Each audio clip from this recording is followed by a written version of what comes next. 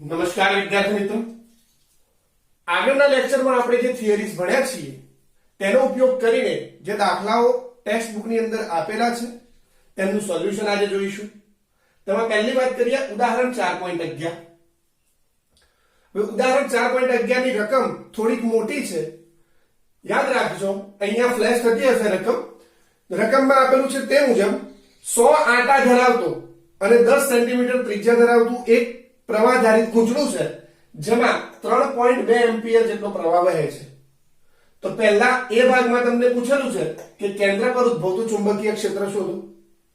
ત્યારબાદ બીજા બી પાર્ટમાં તમને પૂછ્યું કે ગૂંચળાની મેગ્નેટિક મોમેન્ટ એટલે કે ચુંબકીય મોમેન્ટ કેટલી હશે. આ ઉપરાંત એવું કીધેલું છે, બીજો જે ભાગ છે બીજા ભાગની અંદર તમને એવું કહેવામાં આવે છે કે ગૂંચળું જે છે એ શિરોલંબ સમતલમાં એવી રીતે લટકાવેલું છે કે જેથી તે સમક્ષિતિજ અક્ષ તેના વ્યાસને સમાંતર, આ રીતે વ્યાસને સમાંતર સમક્ષિતિજ અક્ષ લઈએ તો સમક્ષિતિજ અક્ષને અનુલક્ષીને ભ્રમણ કરે છે. આ રીતે ગૂંચળું ભ્રમણ મુક્ત રીતે ભ્રમણ કરી શકે તે રીતે શિરોલંબ સમતલમાં તેને લટકાવેલ છે.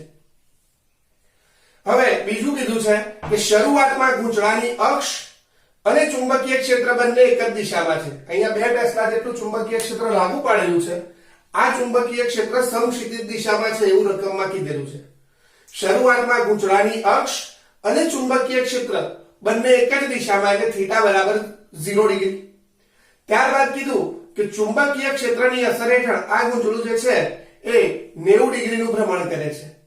90 ડિગ્રીનું ભ્રમણ કરે એનો મતલબ θ બરાબર 90 થાય તો એ કિસ્સાની અંદર તમને પૂછ્યું કે પ્રારંભિક અવસ્થા અને અંતિમ અવસ્થા બંનેમાં ગૂંચળા પર કેટલું ટોર્ક લાગે છે તે ટોર્ક શોધો.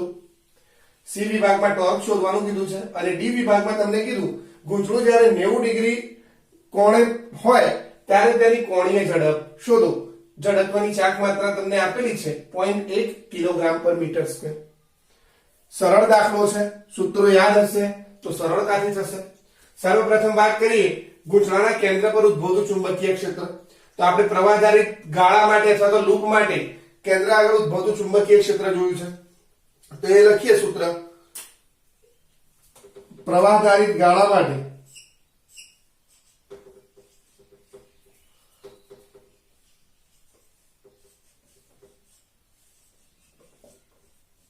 પ્રવાહધારિત ગાળાના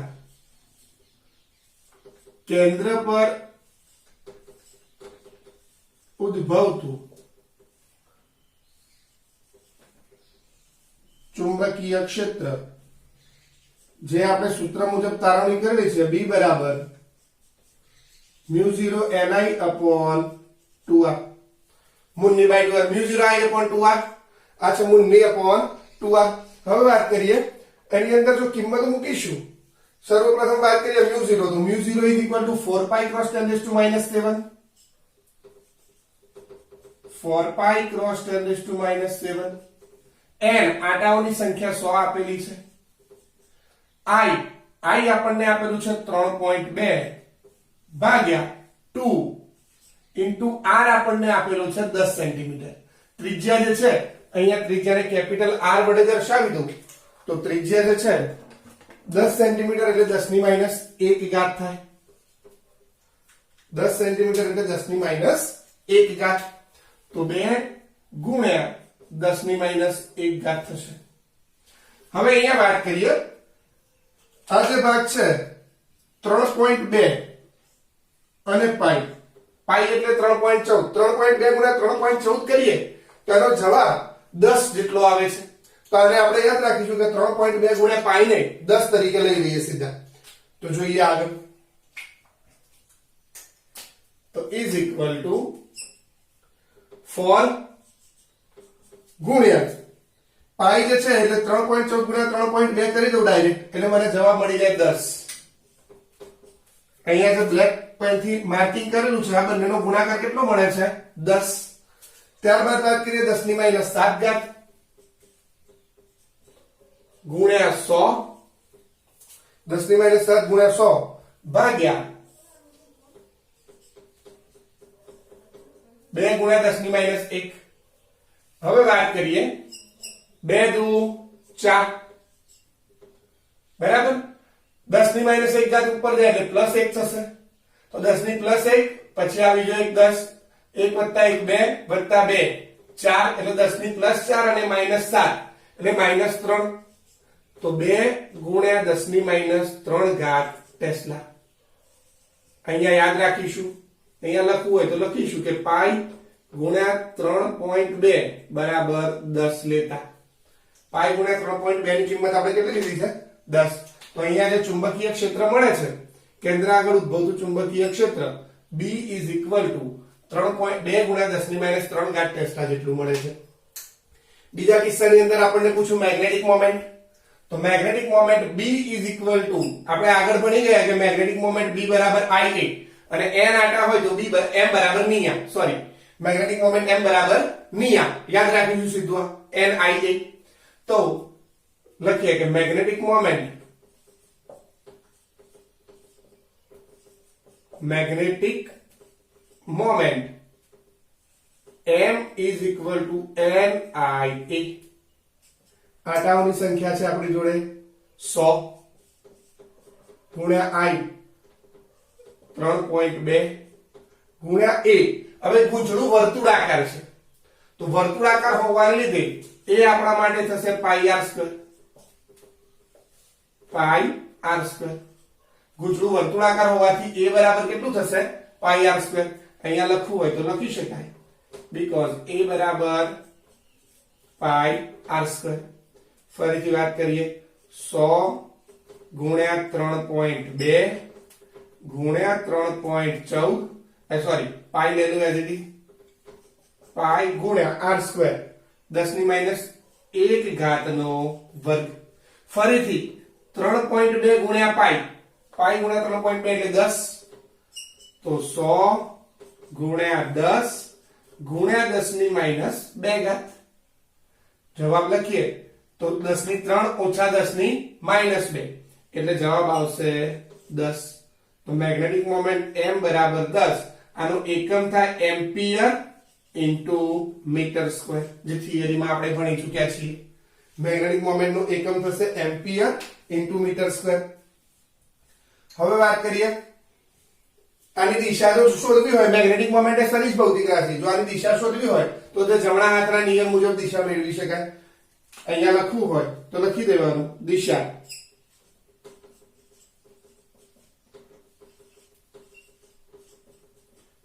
જમણા હાથના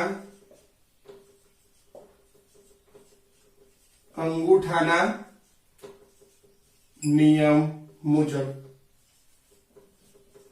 એટલે આની દિશા જે છે એ જમણા હાથના અંગૂઠાના નિયમ મુજબ આપણે મેળવી શકીએ હવે સી પાર્ટમાં વાત કરી છે પ્રારંભિક અવસ્થા અને અંતિમ અવસ્થા એટલે θ1 બરાબર 0 ડિગ્રી અને θ2 બરાબર 90 ડિગ્રી વાળી અવસ્થા માટે ટોર્ક શોધો તો ટોર્ક નું સૂત્ર લખીએ torque tau C part torque tau = આપણે ભણ્યા b ના sin થીટા b ના sin થીટા પરથી τ1 બરાબર શું લખાય τ1 = b ના sin θ1 બરાબર હવે sin θ1 બરાબર 0 ડિગ્રી છે એટલે b ના sin 0 અને sin 0 ની વેલ્યુ 0 પરિણામે τ1 જે છે એ 0 થશે τ2 ની વાત કરીએ τ2 = b ના sin θ2 બરાબર b ના sin 90 તો b ના sin 90 પ્રમાણે τ2 થશે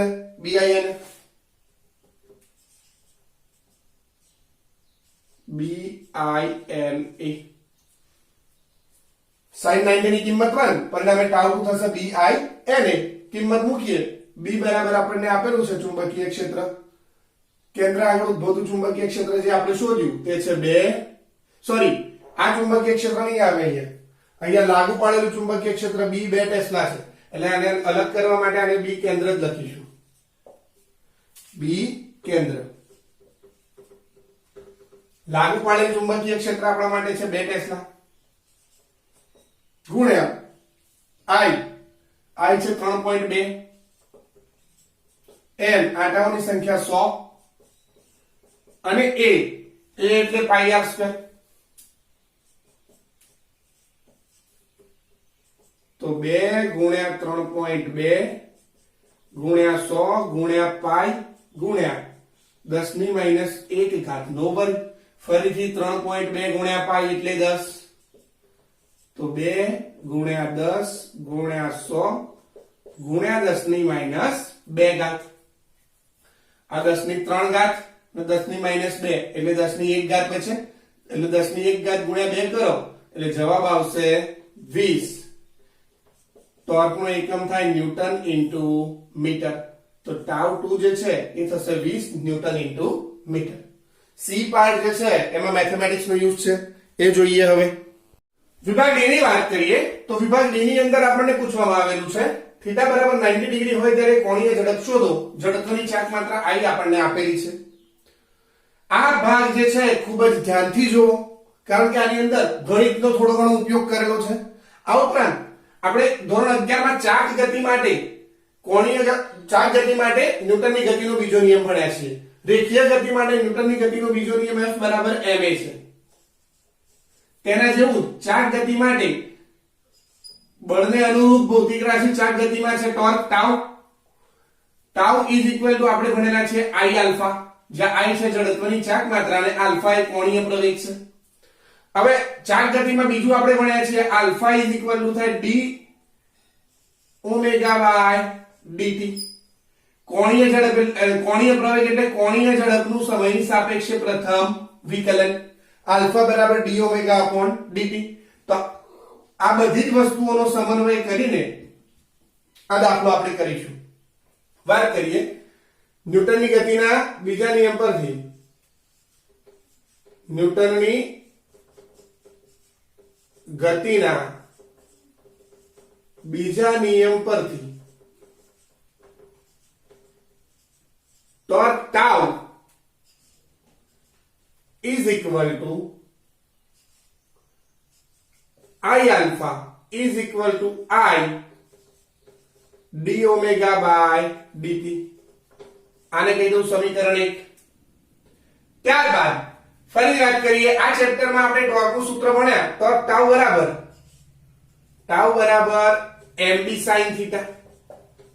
આ સૂત્ર પણ આપણે ભણી ચૂક્યા છે. ટોર્ક ટાઉ બરાબર mb sin થીટા. સમીકરણ 2. તો આ 1 અને 2 બંનેને સરખાવું માટે I into d omega upon dt બરાબર mb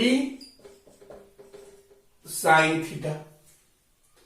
હવે અહીંયા વાત કરીએ તો આને સમીકરણ 3 કહું. અહીંયા થીટા છે તો થીટાની સાપેક્ષે સંકલન કે વિકલન આપણે લેવું પડે. તો હવે આપણે શું કરીશું, ગણિતની અંદર ચેન રૂલ શૃંખલાનો નિયમ આવે છે. તો તેની ઉપરથી આ d ઓમેગા upon dt ને આપણે અલગ રીતે લખી શકીએ. જોઈ લઈએ. શૃંખલાના નિયમ પરથી અહીંયા યાદ રાખીશું આ d ઓમેગા by dt છે એને કંઈક આ રીતે લખી શકાય. d omega by dt is equal to d omega by d theta plus into d theta upon dt.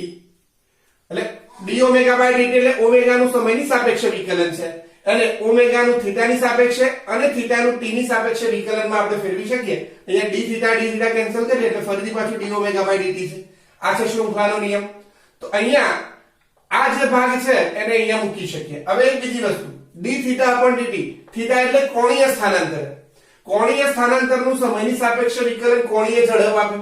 તો કોણીય ઝડપ d theta upon dt બરાબર થાય ઓમેગા. તો પરિણામે આને આ રીતે લખી શકાય d omega upon dt into omega. કારણ કે કોણીય સ્થાનનું સમયની સાપેક્ષે વિકલન આપે કોણીય ઝડપ. તો આ જે વસ્તુ છે d omega by dt બરાબર આ જે મળ્યો આપણને એ વસ્તુનો ઉપયોગ આપણે સમીકરણ 3 માં કરતા. તો આથી સમીકરણ 3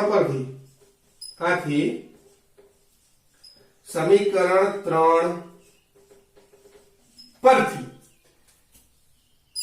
I તો ખરું જ, અહીંયા d omega by dt into omega છે, તો આને આ રીતે લખાય I omega d omega by dt is equal to mb sin theta. Sorry અહીંયા ભૂલ છે મારી, આ d omega by d theta બચશે, એટલે આ થશે d omega by d theta. તો d omega by d theta, I omega d omega upon d theta બરાબર mb sin થીટા. આ d થીટા ને આ બાજુ લઈ જાઓ, so therefore I omega into d omega is equal to mb sin theta d theta. હવે આપણે ઓમેગા મેળવવાનું છે, તો બંને બાજુ હું શું કરું, બંને બાજુ સંકલન લેતા. થીટા 1 બરાબર 0 થી થીટા 2 બરાબર પાઈ બાય 2 વચ્ચે સંકલન લેતા. કેમ? કારણ કે શરૂઆતમાં સ્ટાર્ટિંગ પોઈન્ટ અવસ્થા આપણે જોયું કે ગૂંચળું જે છે એ સમક્ષિતિજ અક્ષને સમાંતર હતું અને પછી તે ચુંબકીય ક્ષેત્રની હાજરીમાં 90 ડિગ્રીનું ભ્રમણ કરતું હતું. તો થીટા 1 બરાબર 0 થી થીટા 2 બરાબર પાઈ બાય 2 વચ્ચે સંકલન લેતા. સંકલન લઈએ તો શું થાય જોઈ લઈએ અહીંયા.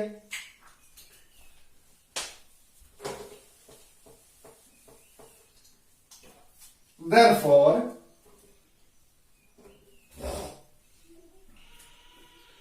integration over I omega d omega is equal to integration over mb sin theta d theta. હવે અહીંયા વાત કરીએ તો આ ભાગમાં જે સંકલન છે થીટા ની સાપેક્ષે છે અને થીટા ની લિમિટ આપણે મૂકી છે થીટા 1 થી થીટા 2. તો અહીંયા લખી શકાય થીટા 1 to થીટા 2. જ્યારે આ ભાગની વાત કરીએ તો અહીંયા ઓમેગા કોણીય ઝડપની સાપેક્ષે વિકલન છે, તો ઓમેગા માટે આપણે લખી શકીએ ઓમેગા 1 થી ઓમેગા 2. લિમિટ અહીંયા આપવી પડે, બરાબર. ચલો હવે જડત્વની ચાક માત્રા I એનું મૂલ્ય આપણને આપેલું છે, એ અચળ છે. તો જે અચળ હોય એનું સંકલન ના થાય, એટલે સંકલનની બહાર લઈએ તો I integration over omega 1 to omega 2 omega d omega બરાબર અહીંયા વાત કરીએ m અને b બંને વસ્તુ અચળ છે, તો m અને b ને બહાર લઈ લઈએ. થીટા 1 થી થીટા 2, હવે થીટા 1 છે 0 ડિગ્રી, તો 0 થી pi by 2 sin theta d theta. હવે થીટા બરાબર 0 પ્રારંભિક અવસ્થાની વાત કરીએ તો પ્રારંભિક અવસ્થામાં ગૂંચળું જે છે સમક્ષિતિજ અક્ષને સમાંતર સ્થિર હતું, તો એ કિસ્સામાં કોણીય ઝડપ કેવી થશે 0, એટલે ઓમેગા 1 આપણે લઈ લઈએ 0. તો આ 0 થી ઓમેગા 2 ઓમેગા d ઓમેગા બરાબર mb 0 થી pi by 2 sin theta d theta. હવે વાત કરીએ I ઓમેગા d ઓમેગા, તો ઇન્ટિગ્રેશન x dx આપણે ભણેલા છે. x dx બરાબર થાય x² બાય 2. તો x² બાય 2 લખીએ તો અહીંયા ઓમેગા d ઓમેગા નું સંકલન થશે ઓમેગા સ્ક્વેર બાય 2. લિમિટ મૂકીએ 0 થી ઓમેગા 2 બરાબર. ધોરણ 11 માં તમને શીખવાડેલું છે કે સાઈન નું સંકલન, એના માટે શું યાદ રાખીશું, સાસરું. સાઈન નું સંકલન ઋણ થાય, સાઈન નું કોસ ને કોસ નું સાઈન જ થાય, પણ સાઈન નું સંકલન ઋણ થાય, તો સાઈન થીટા નું થશે minus cos theta.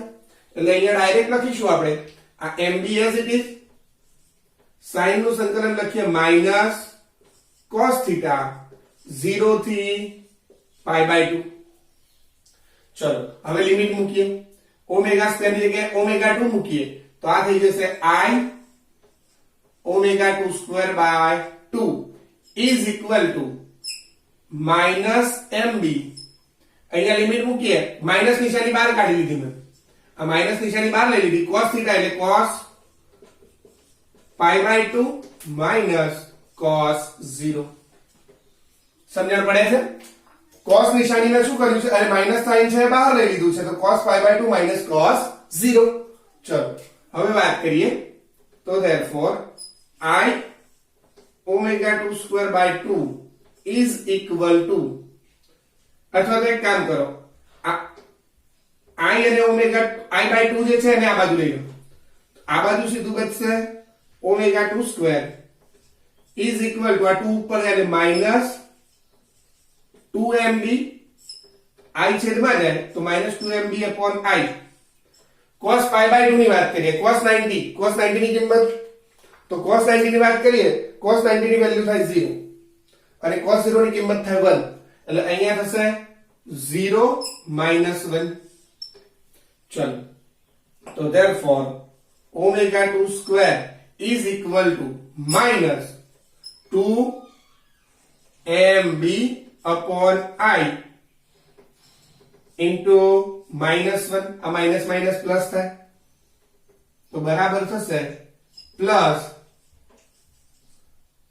2mb upon i and thus omega 2 is equal to under root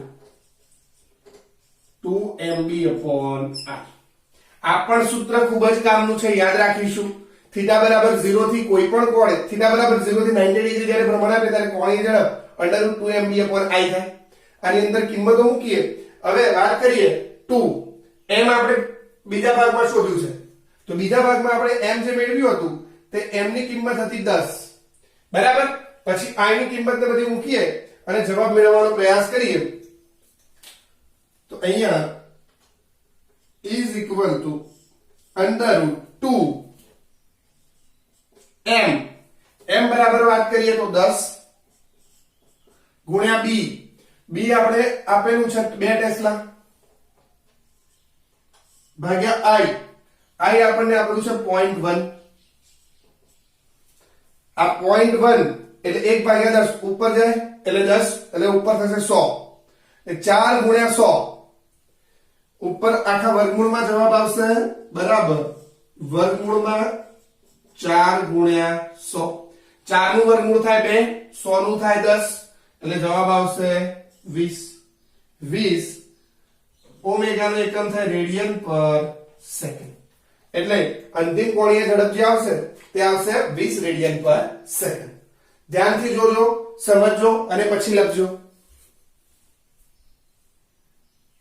ઉદાહરણ 4.12 ની વાત કરીએ તો ઉદાહરણ 4.12 એ થિયોરેટિકલ ઉદાહરણ છે જેના ત્રણેય ભાગ મેં અહીંયા લખેલા છે ત્રણ અલગ અલગ ભાગ છે જેની બધાની રકમ અલગ અલગ અહીંયા ફ્લેશ થતી હશે પહેલી વાત કરીએ વિભાગ A તો વિભાગ A ની રકમ કંઈક આ રીતે આપેલી છે વિદ્યુત પ્રવાહ ધારિત એક વર્તુળાકાર ગૂંચળું લીસા સમક્ષિતિજ સમતલ પર રહેલું છે એવું કોઈ નિયમિત ચુંબકીય ક્ષેત્ર ઉત્પન્ન કરી શકાય કે જેથી ગૂંચળું જાતે ભ્રમણ કરવા લાગે અહીંયા એવી રજૂઆત કરી છે કૌંસની અંદર કે ઉત્પન્ન થતું ચુંબકીય ક્ષેત્ર છે એ શિરોલંબ અક્ષને અનુલક્ષીને હોવું જોઈએ તો વાત અહીંયા જે કરેલી છે તે મુજબ એક પ્રવાહધારિત ગૂંચળું સમક્ષિતિજ સમતલમાં આ રીતે મૂકેલું છે તો આપણને કહે છે કે એવું કોઈ ચુંબકીય ક્ષેત્ર ઉત્પન્ન કરી શકાય કે જે શિરોલંબ દિશામાં હોય તો આ ચુંબકીય ક્ષેત્રની અસર હેઠળ ગૂંચળું મુક્ત પરિભ્રમણ કરે વિદ્યાર્થી મિત્રો અહીંયા યાદ રાખીશું ગૂંચળું જે છે ગૂંચળું આ રીતે સમક્ષિતિજ સમતલમાં છે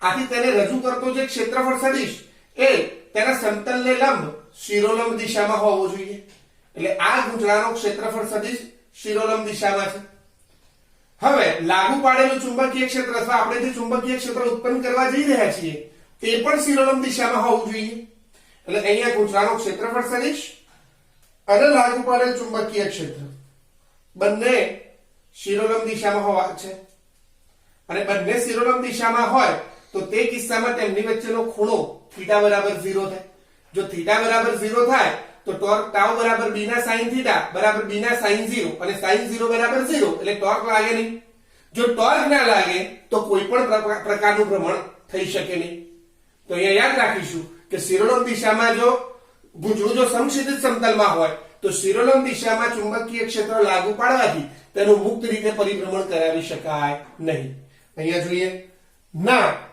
કારણ કે ગૂંચળાનો ક્ષેત્રફળ સદિશ શિરોલંબ દિશામાં હશે ઉત્પન્ન કરાયેલ ચુંબકીય ક્ષેત્ર પણ શિરોલંબ દિશામાં હોવાથી સદિશ A અને સદિશ B વચ્ચેનો ખૂણો 0 થશે આ સદિશ A એટલે ક્ષેત્રફળ સદિશ અને સદિશ B એટલે લાગુ પાડેલ ચુંબકીય ક્ષેત્ર તો આથી ટાઉ બરાબર b ના sin θ પરથી sin 0 બરાબર 0 હોવાથી ટાઉ બરાબર 0 થશે અને ટાઉ બરાબર 0 થતા ગૂંચળું મુક્ત રીતે પરિભ્રમણ કરી શકશે નહીં.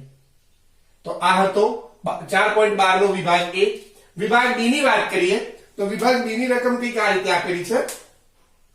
વિદ્યુત પ્રવાહ ધારિત એક વર્તુળાકાર ગૂંચળું બાહ્ય નિયમિત ચુંબકીય ક્ષેત્રમાં રહેલું છે. જો ગૂંચળું મુક્ત ભ્રમણ કરી શકે એવું હોય તો સ્થિર સંતુલનમાં તે કઈ દિશામાં ગોઠવાયું હશે? દર્શાવો કે આ ગોઠવણીમાં કુલ ક્ષેત્રનું ફ્લક્સ મહત્તમ હશે.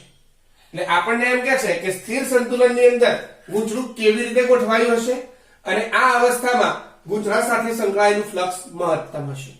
તો વિદ્યાર્થી મિત્રો ફરીથી ગૂંચળું લઈએ. હવે સ્થિર સંતુલનનો અર્થ આપણે સમજી ચૂકેલા છીએ. થીટા બરાબર 0 થાય તો એ અવસ્થાને આપણે કહીએ છીએ સ્થિર સંતુલન અથવા સ્થાયી સંતુલન. થીટા 0 એટલે લાગુ પાડેલ ચુંબકીય ક્ષેત્ર અને ગૂંચળાનો ક્ષેત્રફળ સદિશ બંને વચ્ચેનો ખૂણો શૂન્ય થવો જોઈએ. તો અહીંયા આ ગૂંચળું છે. માની લો કે આપણે લાગુ પાડેલ ચુંબકીય ક્ષેત્ર સમક્ષિતિજ દિશામાં આ રીતે છે. આ લાગુ પાડેલ ચુંબકીય ક્ષેત્ર છે. તો આ ગૂંચળાનો જે ક્ષેત્રફળ સદિશ છે એ ક્ષેત્રફળ સદિશ પણ એ જ દિશામાં હોવો જોઈએ. હવે ગૂંચળાનો ક્ષેત્રફળ સદિશ કેવી રીતે નક્કી કરાય? તો એના માટે મેં તમને કીધું હતું જમણા હાથનો નિયમ, જમણા હાથનો અંગૂઠાનો નિયમ.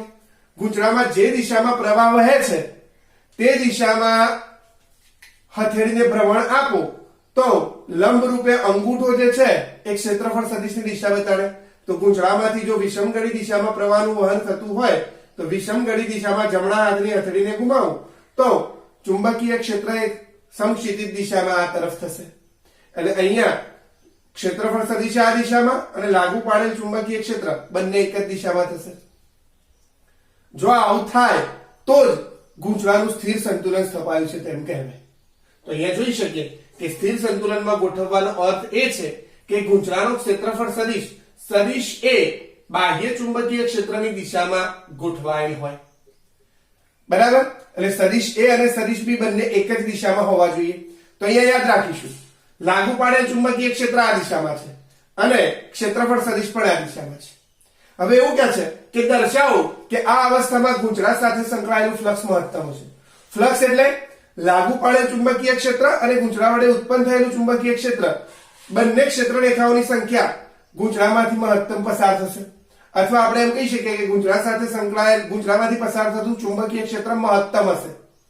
તો કેમ મહત્તમ હશે? અહીંયા આપણે લાગુ પાડેલ ચુંબકીય ક્ષેત્ર આમ છે, પ્રવાહ વિષમગળી દિશામાં છે. તો વિષમગળી દિશામાં હોવાથી ગૂંચળા વડે ઉત્પન્ન થતું જે ચુંબકીય ક્ષેત્ર છે એ ચુંબકીય ક્ષેત્ર પણ આ જ દિશામાં હશે. એટલે અહીંયા બંને ક્ષેત્રો એક જ દિશામાં થશે. લાગુ પાડેલું ચુંબકીય ક્ષેત્ર અને ગૂંચળા વડે ઉત્પન્ન થતું ચુંબકીય ક્ષેત્ર. તથા આ ગૂંચળું જે છે એ લાગુ પાડેલ ચુંબકીય ક્ષેત્રને લંબ રૂપે થશે. લંબ રૂપે થાય તો જ B અને A વચ્ચેનો ખૂણો 0 થાય. તો ગૂંચળું લાગુ પાડેલ ચુંબકીય ક્ષેત્રને લંબ રૂપે છે તથા લાગુ પાડેલું ચુંબકીય ક્ષેત્ર અને ગૂંચળા વડે ઉત્પન્ન થતું ચુંબકીય ક્ષેત્ર બંને એક જ દિશામાં હોવાથી આપણે કહી શકીએ કે ગૂંચળામાં મહત્તમ ફ્લક્સ સંકળાય છે.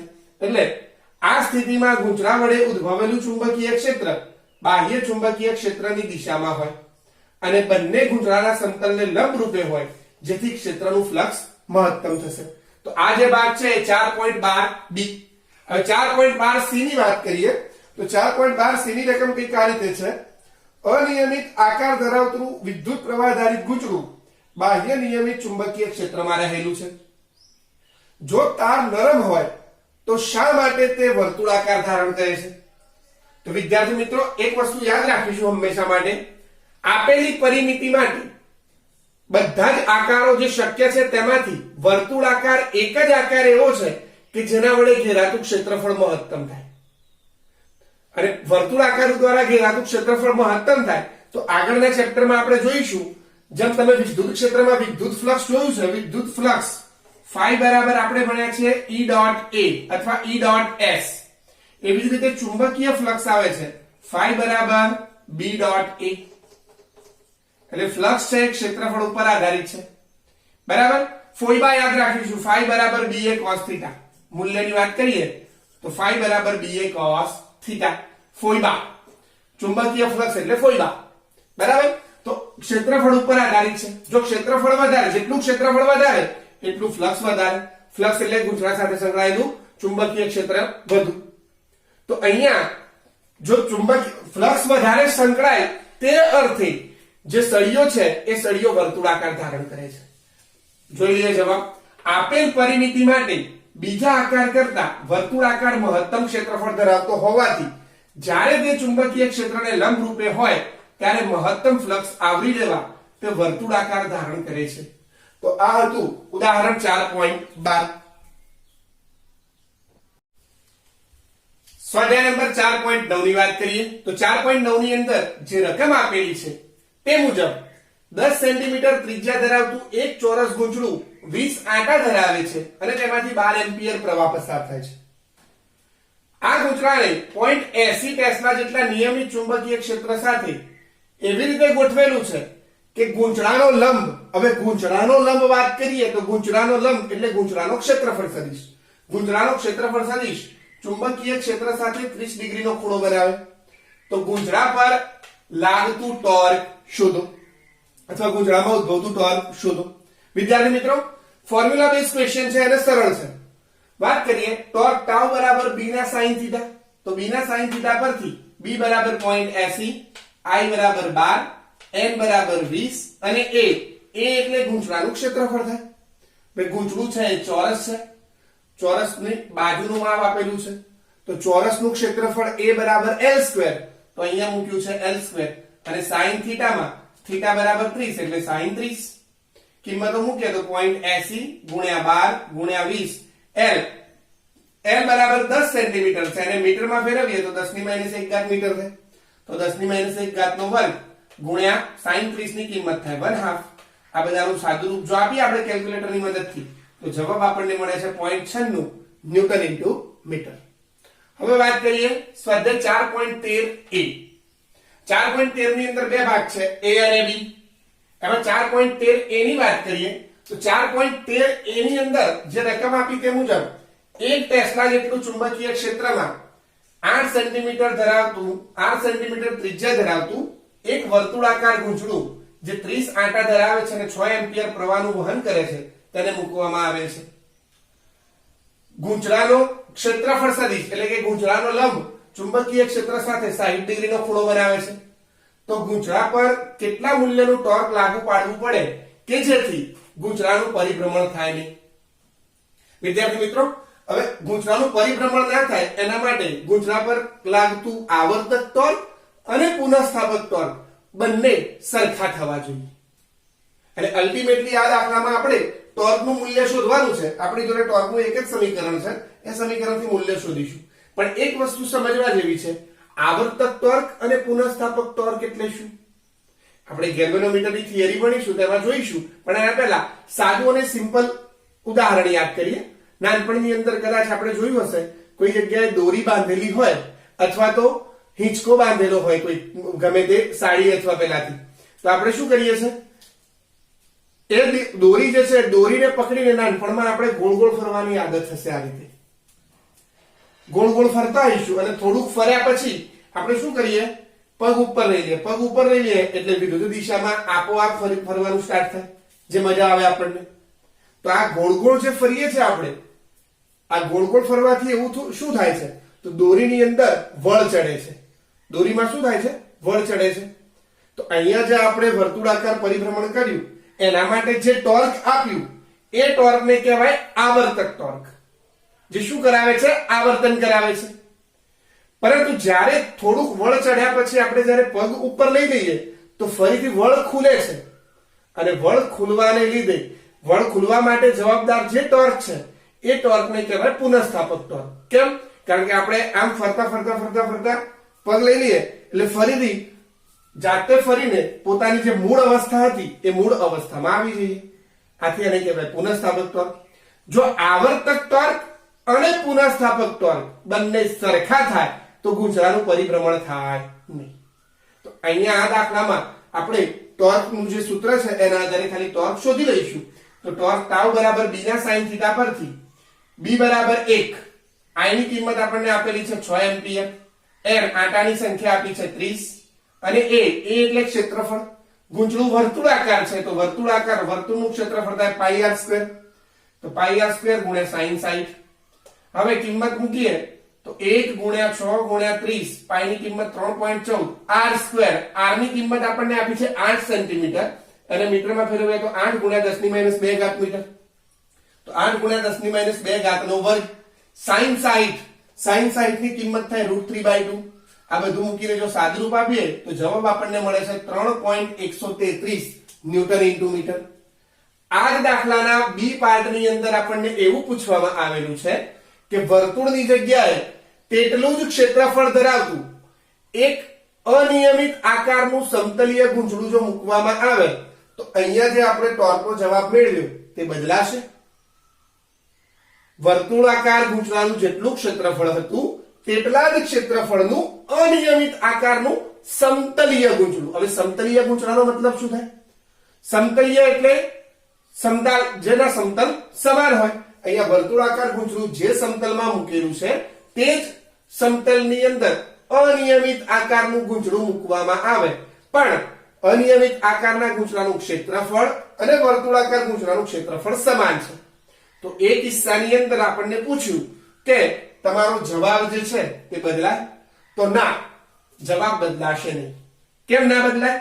તો ટાઉ બરાબર b ના sin થીટા સમીકરણ કોઈ પણ આકારના સમતલીય ગૂંચળાઓ માટે સાચું છે. ટાઉ બરાબર b ના sin થીટા સમીકરણ એ કોઈ પણ આકારના સમતલીય ગૂંચળાઓ લઈ લો તો એમના માટે આ સમીકરણ સાચું છે. આથી જવાબ બદલાશે નહીં. કેમ ના બદલાય? કારણ કે જો b બદલવાના નથી, આપણે i બદલાતું નથી, આંટાની સંખ્યા પણ બદલતા નથી, ક્ષેત્રફળ એ પણ બદલતા નથી અને સમતલીય ગૂંચળું છે તો sin થીટા જે થીટા છે 60 ડિગ્રી એ પણ બદલાવાનો નથી. આથી આપણે કહી શકીએ કે b ના sin થીટા એ સમતલીય ગૂંચળાઓ માટે સાચું હોવાથી આપણો જવાબ જે છે તે બદલાશે નહીં.